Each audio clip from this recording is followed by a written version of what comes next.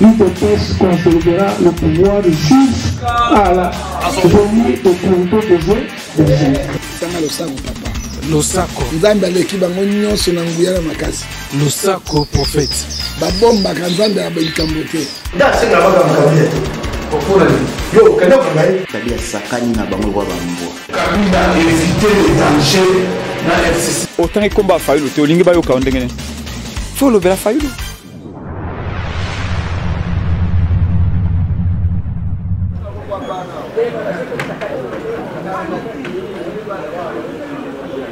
Chers compatriotes, ce dernier jour, l'actualité politique de notre pays a été focalisée sur l'attente de la restitution des consultations initiées par M. Félix Tshilombo en tant que garant de la nation. En effet, tout est parti de son adresse à la nation du 23 octobre 2020, dans lequel il a reconnu et nous a fait voir qu'il existait bel et bien un conflit au sein des institutions. De plus, ce conflit a provoqué une crise entre son institution président de la République et les autres institutions. En tant que garant de la nation, l'article 69 de la Constitution lui donne le pouvoir d'agir et de prendre des décisions. Selon l'esprit de ce discours, Félix Tshilombo mettait en cause les institutions en place ainsi que la coalition FCC-CACH. Tout en suspendant les réunions du Conseil des ministres. Et dans la foulée, il annonce les consultations dans les tout prochains jours. Nous lui avons fait voir qu'en évoquant l'article 69 de la Constitution, non seulement il est le garant de la nation, mais nous lui avons indiqué la voie à suivre. Et le dernier alinéa de cet article prévoit le respect par le président de la République des traités et accords internationaux. C'est là que sont nés l'accord cadre d'Addis Abeba, conforme à l'article 215 de la Constitution, et la résolution 2098 du Conseil de sécurité des Nations Unies. Cette résolution prévoit le dialogue politique global et inclusif de toutes les parties prenantes au conflit. C'est la solution de cette crise qu'il a lui-même reconnue. Curieusement, nous sommes étonnés de constater qu'au lieu de rester dans cette logique de son discours du 23 octobre 2020 et dans l'esprit de l'article 69 de la Constitution qui l'a motivé de prendre ces décisions, Félix Tshilombo, dans son récent discours d'ici décembre 2020, s'est présenté de nouveau devant la nation avec un discours perdu et a fait un revirement spectaculaire en se plongeant dans la cacophonie jusqu'au point de mettre en cause son discours du 23 octobre 2020 et a ainsi mis fin à son propre pouvoir. Très dommage. Au lieu de tabler sur la voie pacifique, celle du dialogue politique ici de l'accord cadre d'Addis Abeba et la réconciliation nationale où tout le monde est associé, Félix Tshilombo s'est plutôt éloigné de la voie de paix et de stabilité de notre pays. Il a préféré jeter de l'huile au feu pour envenimer la crise. Il a déclaré la guerre et veut affronter Joseph Kabila sans tenir toutes les conséquences qu'il va de nouveau mettre le pays à feu et à sang. De plus, s'est lancé dans un chemin utopique et ne sait plus où aller. Un chemin sans avenir qui va le surprendre. Il veut à tout prix arracher par la force la majorité parlementaire de Joseph Kabila et la faire sa plateforme Union sacrée de la nation pour lui permettre de nommer l'informateur. Ce qui fait que, jusqu'à présent, Félix n'a pas encore compris comment se déroulent les enjeux politiques, ni savoir la position des uns et des autres sur le plan politique de notre pays, sans tirer toutes les conséquences et tenir compte de son passé, de savoir comment fonctionne et se comporte cette classe politique. Coincé et sans issue, Félix leur fait confiance pour les intégrer dans sa plateforme sans savoir leur stratégie. Par ailleurs, le chemin emprunté par Félix nous fait découvrir qu'il a été roulé et piégé par un groupe de députés de la majorité parlementaire du FCC qui lui ont fait croire qu'ils ont changé de camp et qu'ils ont d'accord pour le départ de Janine Mabunda sans savoir que ces gens avaient une mission bien précise. Sur cette occasion, le FCC non seulement a été au courant bien avant de la position exacte de Félix Tshilombo, mais aussi ces députés ont été considérés comme de nouveaux partenaires au sein de l'UDPS. Ils ont bénéficié d'une prime d'encouragement moral, loyauté à son chef, ainsi qu'une prime financière pour leurs actions que le FCC a dénoncé que ses membres ont été corrompus. En effet, après la chute de Mabunda, ces députés ont regagné leur famille politique naturelle du FCC. Le vote du bureau définitif va nous livrer les secrets.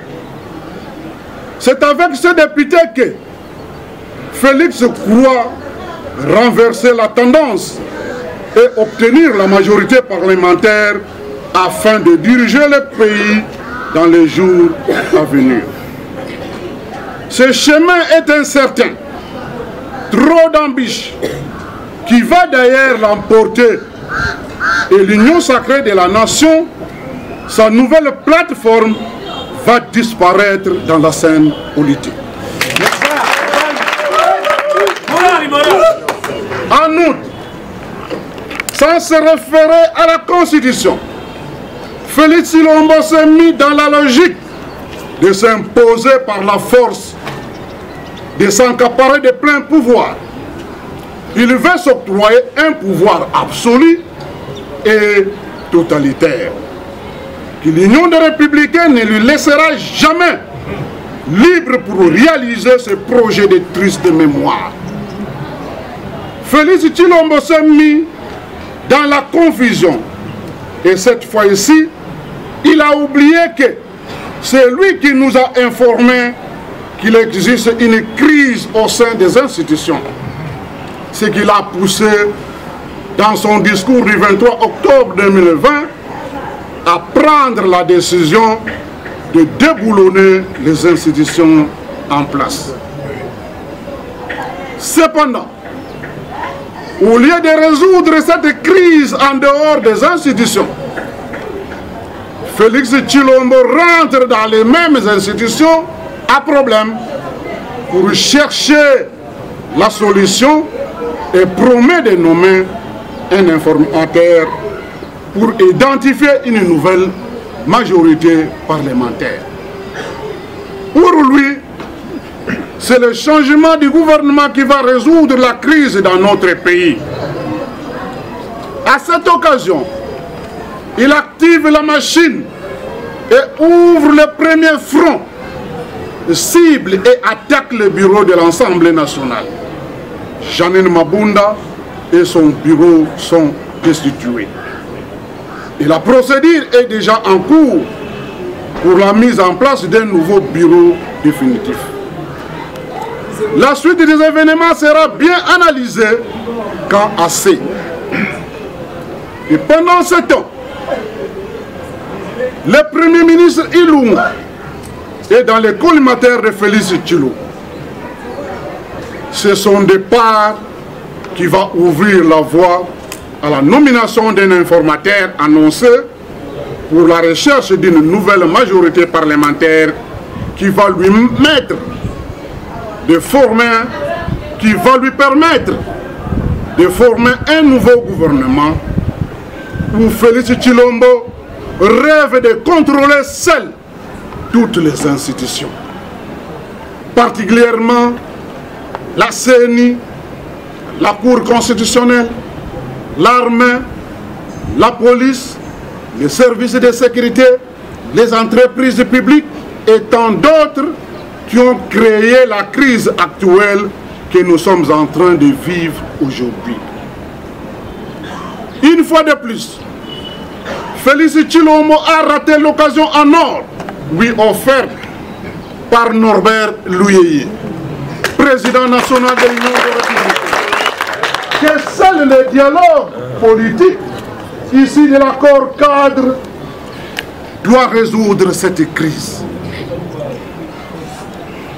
Au demeurant, le peuple congolais doit savoir que tout ce qui se passe au palais du peuple avec les soi-disant députés nationaux n'est que du théâtre, une distraction pure et simple. Votre salut ne viendra pas du palais du peuple. Moins encore de ce député versatile, hier ennemi, apte à changer d'un camp à un autre et dont les chefs restent le même. Le changement du bureau et de la tendance de la majorité parlementaire, hier avec Joseph Kabila, aujourd'hui avec Félix Tshilombo, ne va pas résoudre la crise politique et sécuritaire, ni l'amélioration de la vie sociale de la population.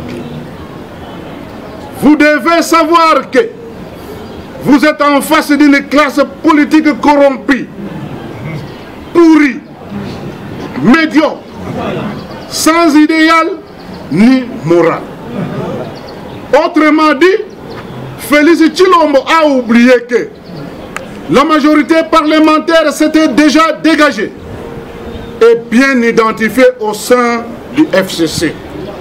Car l'arrêt de la Cour constitutionnelle sur les règlements intérieurs de l'Assemblée nationale a reconnu cette majorité. C'est celle-ci qui a désigné le Premier ministre Ilunga Ilunkamba et lui a bel et bien signé l'ordonnance présidentielle. Chers compatriotes, il est regrettable pour Félix Tshilombo qu'il ait oublié que son pouvoir est fondé avant tout sur base de la coalition FCC-CACH. La Cour constitutionnelle en a même fait allusion dans son arrêt lors des prestations de son serment. Aujourd'hui, mettre fin à la coalition avec le FCC, qui, à son tour, a pris acte, signifie que non seulement de toutes les institutions tombent, mais aussi et surtout, le président de la République est réputé démissionnaire.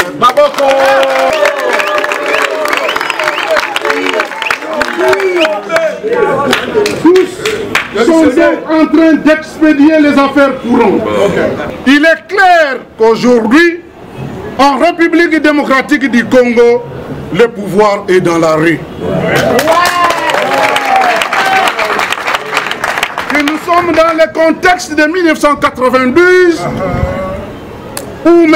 Mobutu, alors président de la République et président de MPR, dans son discours encelé annonça prendre congé de MPR, parti État. Chers compatriotes, il n'est un secret pour personne. Et vous êtes au courant qu'en ce moment où je suis en face de vous, toutes les institutions de notre pays sont paralysées et n'existent plus. L'ensemble du pays est plongé dans l'insécurité généralisée par ceux qui prétendent le diriger d'une part et de l'autre. À l'est du pays et les grands Katanga, la population est abandonnée à son triste sort. Pendant ce temps, tous les décors d'une guerre civile sont implantés en République démocratique du Congo. À cette occasion, je lance de nouveau un appel au secrétaire général des Nations Unies, M. Antonio Guterres, qu'il ne faut pas nous venir en aide quand il sera trop tard et venir compter le nombre de morts. À l'heure où je vous parle, la vie des Congolais est en danger.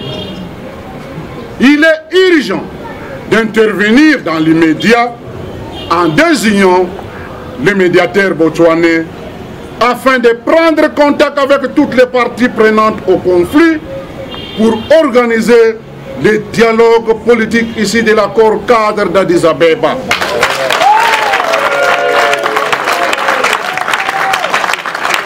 En vue de résoudre cette crise provoquée de nouveau par Félix Tshilombo et Joseph Kabila. Certes, une crise qui vient de prendre une autre dimension. Et pour tout dire, nous ne pouvons pas accepter que des individus au sommet de l'État continuent de se battre pour les intérêts personnels et sacrifier tout un peuple. Il est donc temps pour le peuple congolais d'exiger l'alternance. Une troisième voie avec Norbert Louyeye. Que les bienfaiteurs de troubles doivent être chassés. Je dis et je vous remercie.